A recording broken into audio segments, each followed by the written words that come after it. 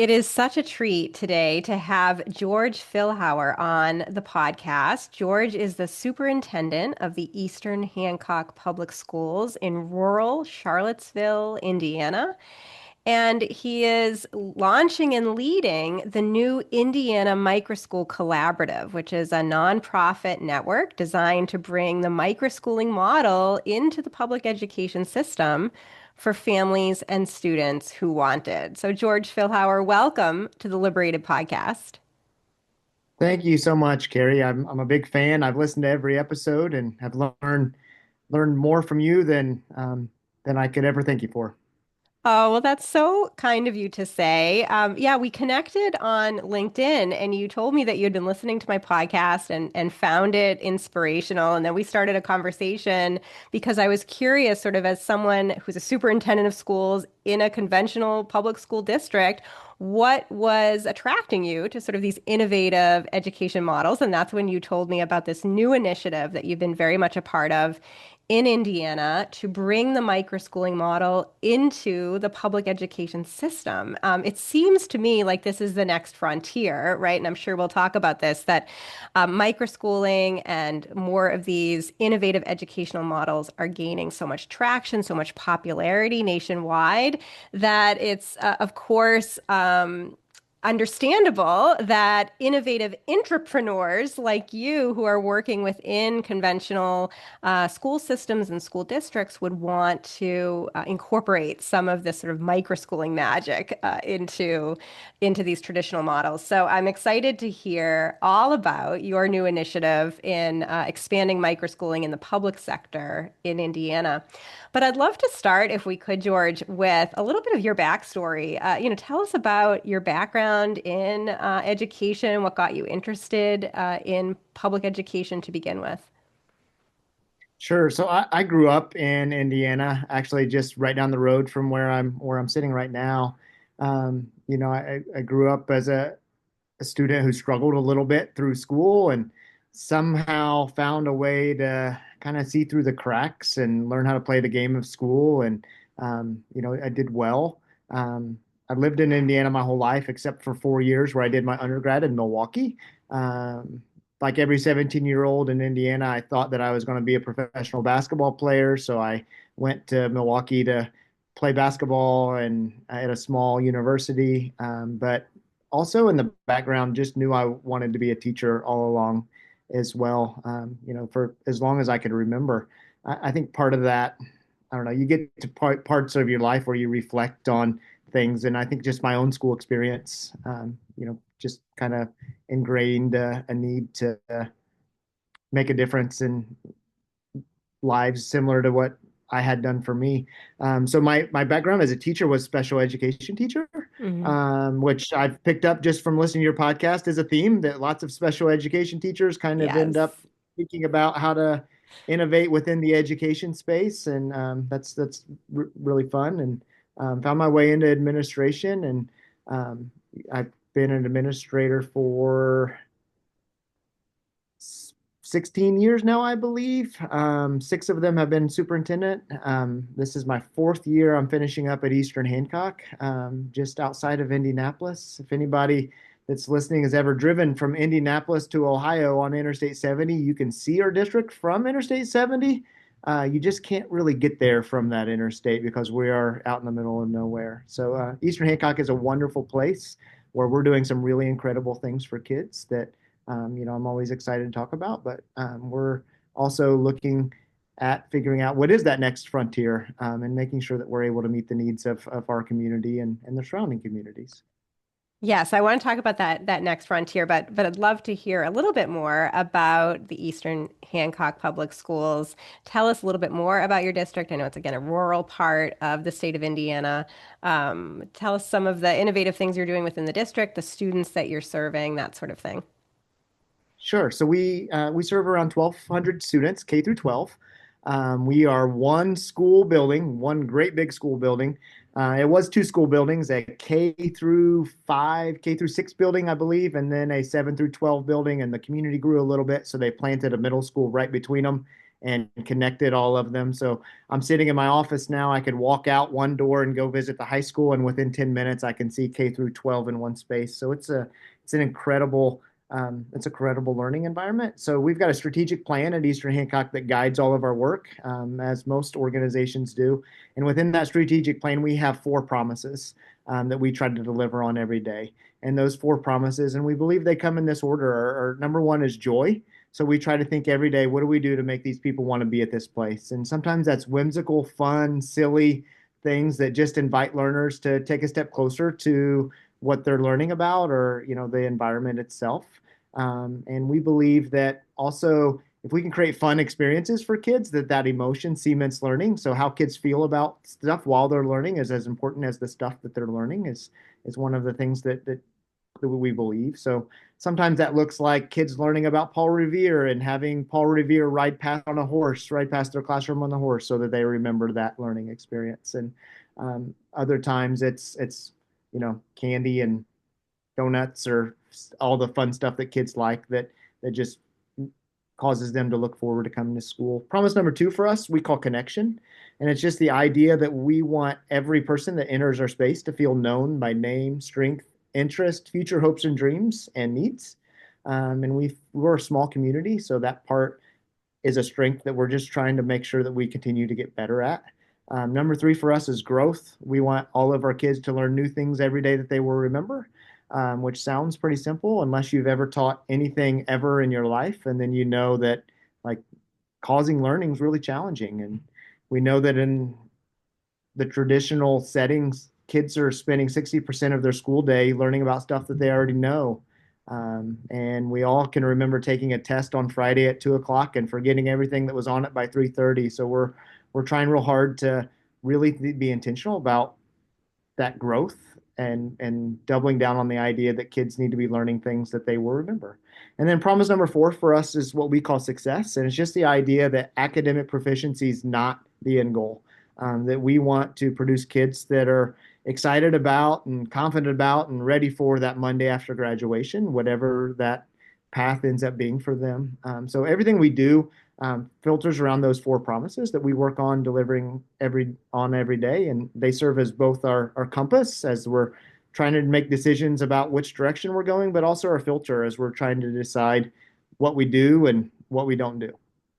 I love that. I especially love promise number one around joy, because my new book is called Joyful Learning. And I have an Yeah. entire chapter focused around entrepreneurs like you. Of course, most of the book is around these entrepreneurial parents and teachers who are creating microschools and other innovative learning models outside of the public school system. But I do have an entire chapter dedicated to folks like you who are really trying to make meaningful change within the system. And it's great to see that that's exactly what's happening now in Indiana, largely under your leadership. And so let's talk a little bit about this new frontier. I guess, when did you become familiar with the idea of microschooling, or some of these emerging schooling models? Yeah, I think when it kind of started to come into my world was probably during COVID, when families were trying to just reinvent on their own, and you saw these little pods popping up, and I think I think there was a definite turn in popularity. Um, but for the last couple years, we've been having lots of conversations among my network about what could it look like if um, if we started to think about learning and designing school around micro schools, and um, just the idea that um, these small agile learning environments that are responsive to kids' needs might be an answer that some families are looking for. Yeah. Which I'm blessed with an amazing school board. I've got five supportive people that are just interested in taking a look at our community, and thinking about how can we meet the needs of the people in our community. And um, we notice that there's a rising number of families that are choosing to engage in homeschool, so at Eastern Hancock also, we are 40% of our kids come to us by choice. So we are in the middle of nowhere, two dead end county roads. But 40% of our families drive to our district because we don't provide transportation out of district. Um, so we don't have a choice So, but to be, sorry. So, George, when you mean you're a district of choice, what does that mean? yeah. So in People Indiana, aren't assigned to you, so or some people yeah, aren't that's right. assigned. Okay. Yeah. So in Indiana, we have district boundaries, but um, the majority of districts have open boundaries where kids can families can choose which school their families their kids go to. Which public school? So Yep. that's right, Yep. or anywhere, charter or private. Um, so 40% of our families drive from neighboring, or maybe not neighboring, but drive from outside of our boundaries into our district. Okay. So, you know, we already like have to believe that families get to choose where their kids go to school, because that's where a lot of our kids come from. Um, and as we're learning about the families that were choosing something different, we started just hosting learning sessions with these families and just like making sure, first of all, that they understood that like we believe that they get to choose. Like that their choice was their choice, and this was not a meeting to try to talk them into coming back to us. What we were genuinely trying to learn, what were they looking for in an education? And what we learned was that in a lot of cases, those families didn't feel like they had all the choices. Like they maybe had three choices. They had an online virtual option, maybe they had a homeschool, or they had the traditional public school. And it just made us curious about whether or not we could create some space between where there were lots of other choices. And so that's kind of where the Indiana Microschool Collaborative came from. I've got some friends um, that know a lot more about the charter world than I do. And there's some flexibility that comes with charter options. And so, that's kind of the fundamental story of where those conversations started. And then, one conversation led to the next about how we could really do this. And here we are. We're excited to launch next fall. So exciting. So yeah, you mentioned sort of the public school choice options in Indiana that enables families to choose which traditional public school or public charter school students attend. And then private schools. Indiana is one of the 16 states now with universal eligibility, private school choice policies that enable a portion of education funding to follow students to the private educational setting of their choice.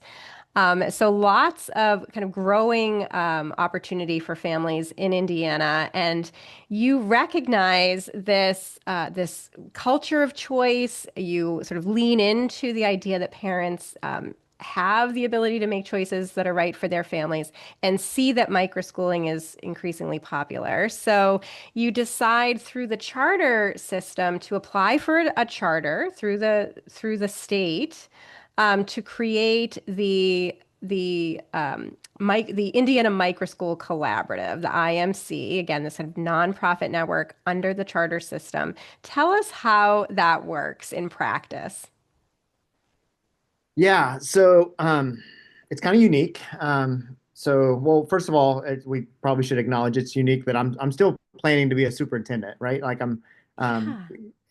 and a little bit, Kerry, that's strategic. That we really think that there's room for collaboration among, in Indiana, the charter world and the traditional public world, um, Hmm. and so what we're also thinking a lot about, and just from the learning that we've been doing, that a entrepreneurial educator who wants to start a new school, and we think about all the barriers that they might hit, and a lot of them have to do with the back office type of tasks that they're not used to doing, Yeah. and we do those things at our school every single day.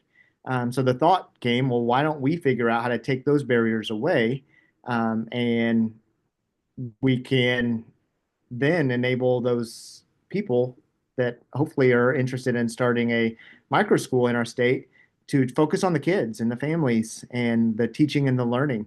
And if we can create a system that allows for that, we think it's probably something that's going to be pretty appealing to educators and entrepreneurial minded people all over the state.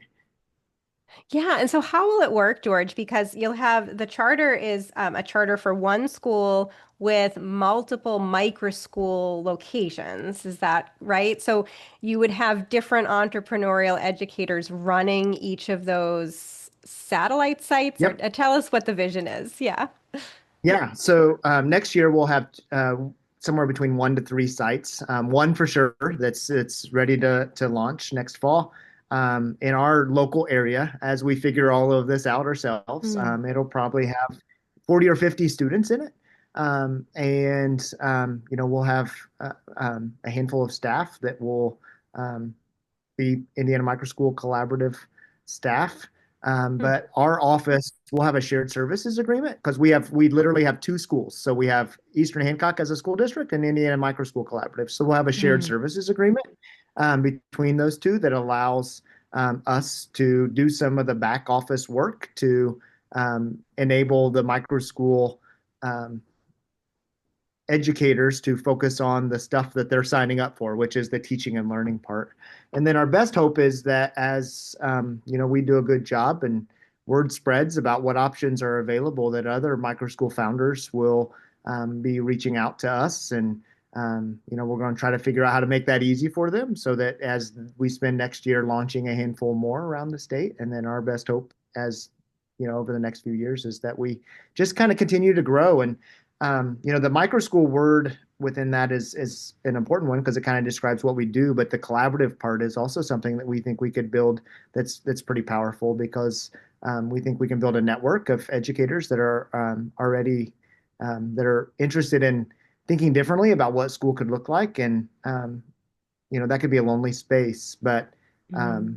allowing them to work for each other alongside each other, I think could be a really cool thing. And then what I'm learning, just as words got out just over the last couple of weeks about the work we're doing, is that there are people that are, have been thinking about this for a long time, and there's some partnerships that we're already starting to form with people that I think, it just makes me really excited. I think, most of the innovation within the education space on scale is happening within the ed tech sector and not necessarily within the day-to-day practice of what school's looking like. And so I'm excited about the opportunity to maybe help provide a catalyst to, spur that on a little bit. And I think if we can make that easier for educators that are trying to design something that's great for kids and families, then, our kids are going to benefit from it in the end.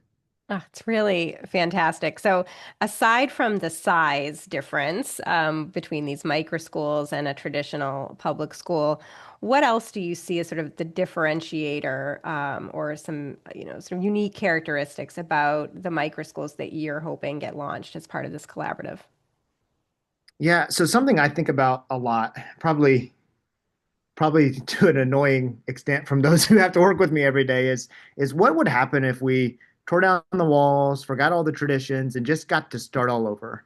And so that's what we're literally able to do. So the vision of Indiana Microschool Collaborative is that each Hoosier should get to go to a school that feels like it was perfectly designed for them because it was.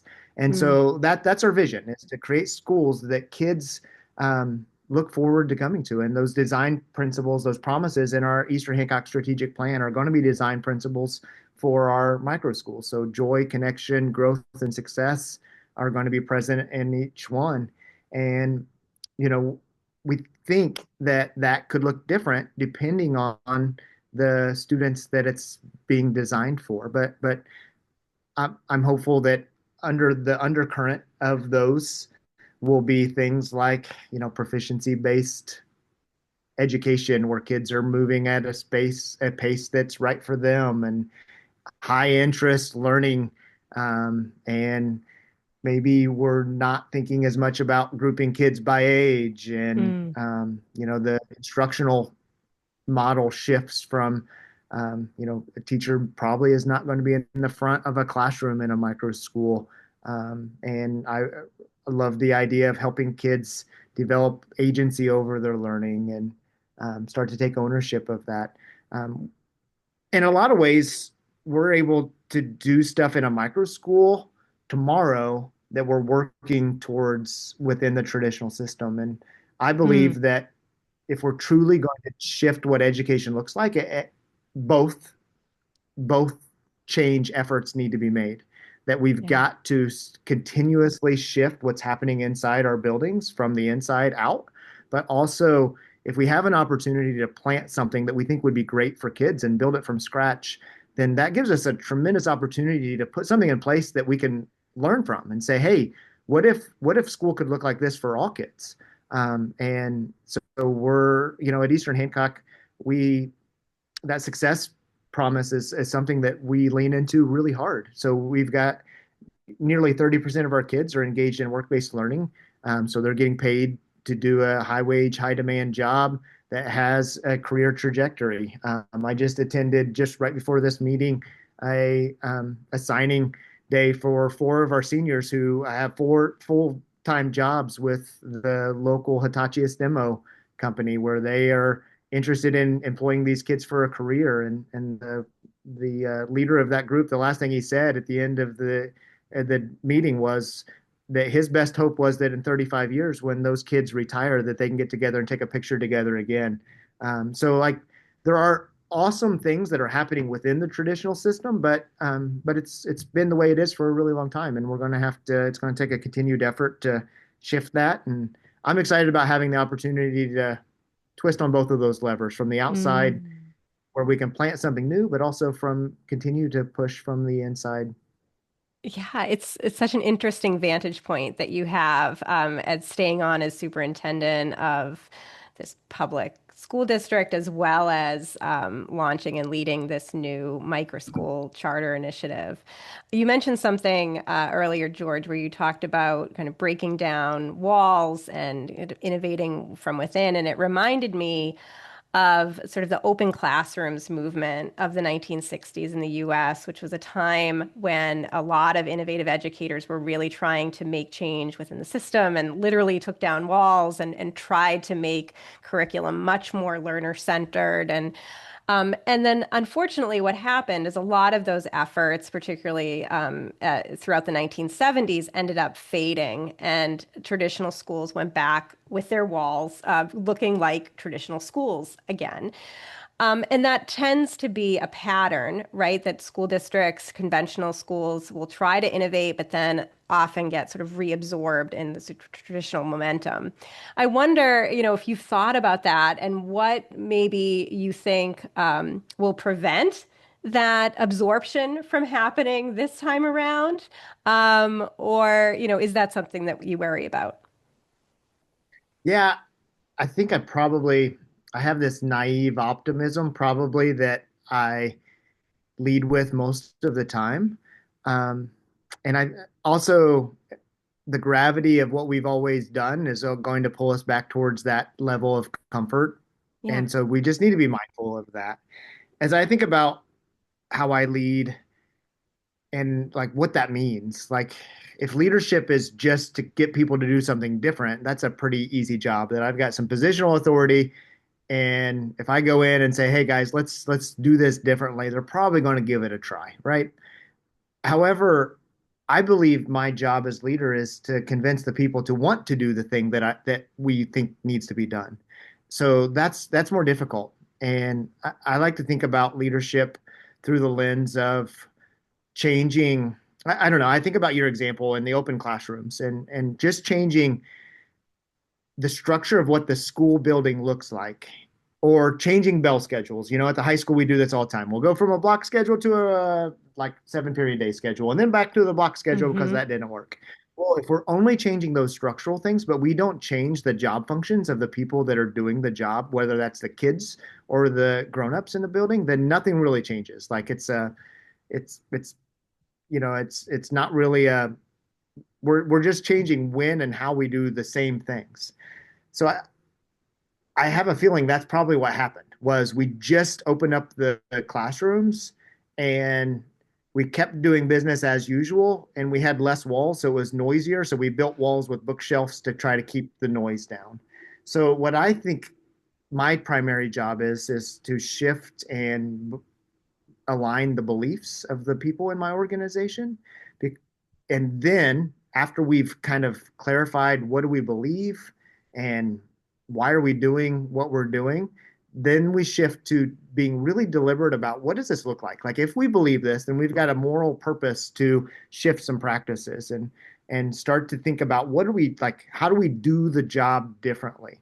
And I think if I started those conversations where I was just convincing people to shift to do the practices, they would do it for a little bit. But if I can convince them to shift their beliefs that support those practices, then maybe it's true that they'll do it not just tomorrow, but forever. Yeah. Yeah, I think that's right. Sort of really focusing on shifting the culture and having much more kind of sort of structural change than cosmetic change. I'm also, personally really optimistic that this time around, innovations like the Indiana Microschool Collaborative will take hold and be sustainable, largely because of the environment now around school choice programs, especially in a state like Indiana that again has universal choice. Because now district schools, public school systems really do have to compete with charter schools, with micro schools, with other private schools, with homeschooling and homeschooling collaboratives, all kinds of different education options that, of course, we didn't see as much of in the 1960s. And I wonder if you could talk a little bit about that. How much do you see sort of the competition informing some of these changes? And I guess maybe related to that, some educators working within traditional schools and systems might sort of scoff at the idea of having to compete with other types of schools and schooling models. And what would you say to that? Yeah, I think first of all, I would just we're 40% transfer. Like Eastern Hancock would be a completely different school if we had 800 kids instead of 1,200 kids. Um, so part of my job is to make sure that we are an appealing place, Yes. not just for kids, but educators too. We want to be a place that people want to be, and it's not easy to get here. I mentioned we're out in the middle of nowhere, kind of. So it's an intentional thing that we think about. Every single day is how do we make this the kind of place that people would choose to be? Hmm. I think that also aligns with the task of purpose of school, where I don't know, in the 1970s, I don't know that our job was to make sure every kid was ready for the Monday after graduation. At least it wasn't as something that I, and maybe I'm making this up, but I don't think it was as an intentional effort as maybe it is right now. And I think kids and families are more successful when those families and those kids feel like they're choosing to go to a school that feels right for them. Yeah. And that means that I have a different job. Like my job then is to create the learning environments that people would choose to want to be at, and so that they can be as successful as they want to be.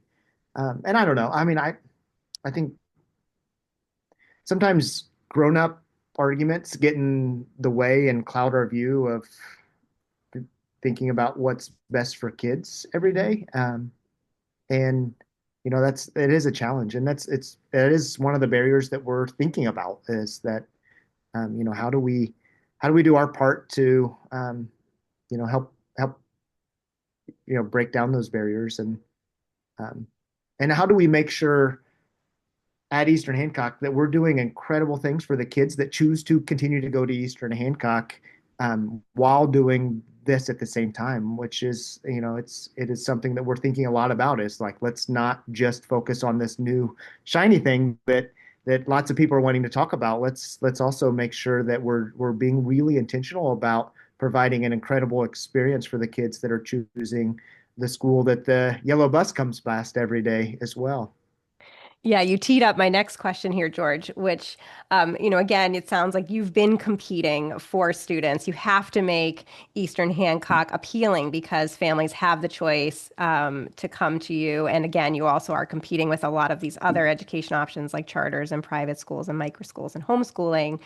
And now with the Indiana Microschool Collaborative, I guess are you worried, or could you imagine other educators in your position sort of being worried that, well, this new microschool collaborative that's going to take students away from our traditional system? I think that that's sort of a fear that educators within traditional schools or districts have. Now, you, of course, again, have your toe in each of these waters. But I guess what would you say to that fear that, okay, when we have these new shiny objects, it's going to take students away from the traditional system?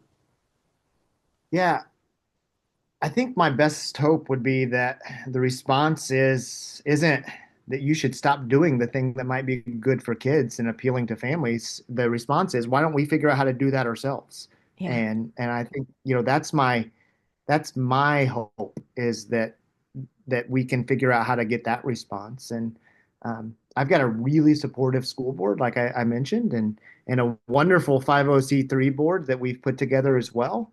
And it's possible that we could help, like that if people have challenges to put models in place, we would be happy to help figure that out. But again, my hope is that the response to whatever might be perceived is that we build something that's great for families for them to choose instead of a response that tries to just make those possibilities for families not possible.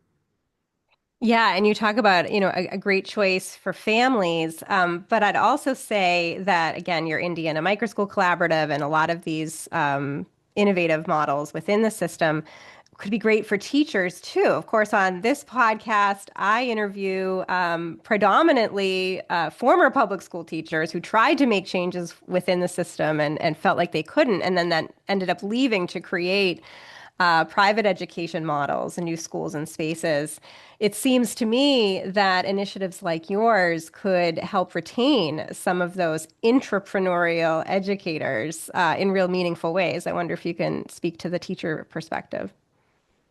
For sure. So we know that like if challenge number one of an indicator that we need to rethink what we're doing is that families are choosing different models, rising homeschool populations. And what I'm learning, at least in my community, is that it was because there was no other choice. Also, the number of teachers that have left the profession is really alarming. Um, and I've had lots of conversations with some teachers that aren't really interested in being a school administrator, Yeah. but would love a leadership opportunity. And I think that this type um, of of school creates just that. Especially if I'm hopeful. We are just getting started, Kerry, like literally just getting started. Hmm. So I'm hopeful that those educators, the ones that I've talked to at least, are not really interested in being business managers or figuring out Yeah. how to do payroll or all of those other challenging things that we do in my office every day. So we're hopeful um, that these educators that are interested in doing something a little different come out of the woodwork to just ask us how we can partner to figure out how they can do some incredible things. Yeah. I wonder if we can talk a bit, George, about your perspective as someone running a school district in a rural community. We often hear about the lack of choices around education, specifically in rural towns across the US.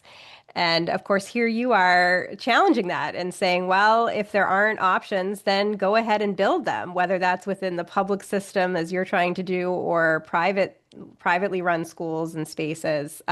What is your sense around rural education and how can we continue to expand options for families in those areas?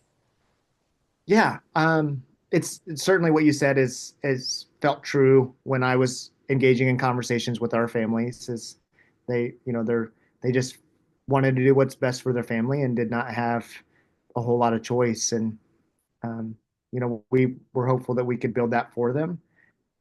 I don't know, like lots of rural schools are also small, which I think gives them a unique advantage to Mm, have close conversations with their families and maybe, design something that does fit their needs, which I think is a really cool opportunity. It's definitely something that we take advantage of at Eastern Hancock. I truly believe that's why 40% of our families drive to us is because we're small mm, enough that we really, really know our kids. I meet with every single junior and senior. Our high school principal and I meet with them each every fall and just ask them three questions. What's your plan after high school? What are we doing to help you figure out, how to be ready for that? And then three is who's your champion grown up around here? mm. And those three questions lead to us creating this spreadsheet where we know what our kids are interested in.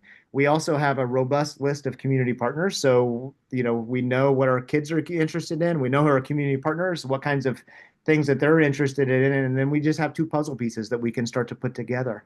So there are unique opportunities that come from rural schools and small learning communities like ours that micro aspect of micro school already happening in a lot of places. Such great wisdom there. And I love those three questions. Really helps those young people think about the future and who can help them along the way, which is really special.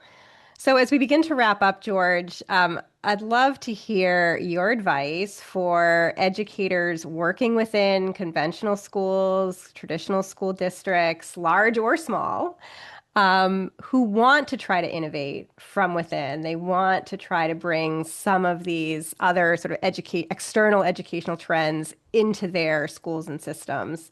What advice do you have? Um, Number one, listen to your podcast. I think is a good thing. I've mentioned early on that I've learned a lot, but also talk to.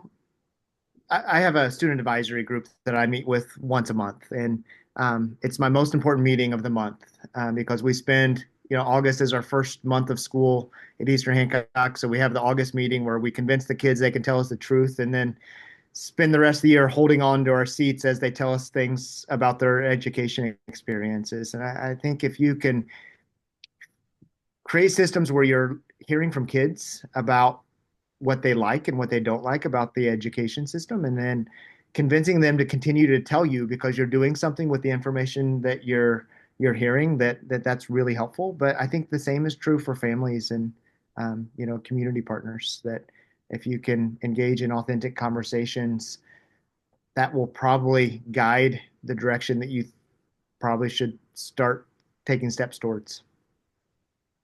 Yeah, and I would imagine also it takes courage, right? I mean, I feel like this is something that you're showing is that it takes leadership, courage, bravery to step out and push for something new and innovative within traditional systems. Yeah. So, if my listeners and viewers, George, want to connect with you, learn more about the Indiana Microschool Collaborative, follow your progress over the coming years, what is the best way for them to do that? Yeah, so social media, LinkedIn is kind of the only place that I'm still at anymore. So you can find me on LinkedIn. You can find me also if you Google Eastern Hancock. You can find my email address and contact information there.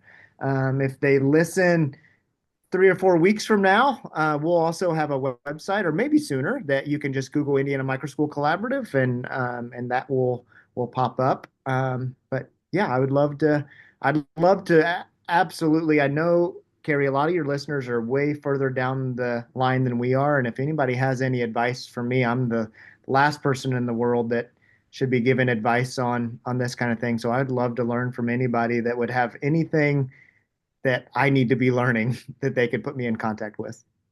I love that. Well, I am excited to see the new website and follow your progress.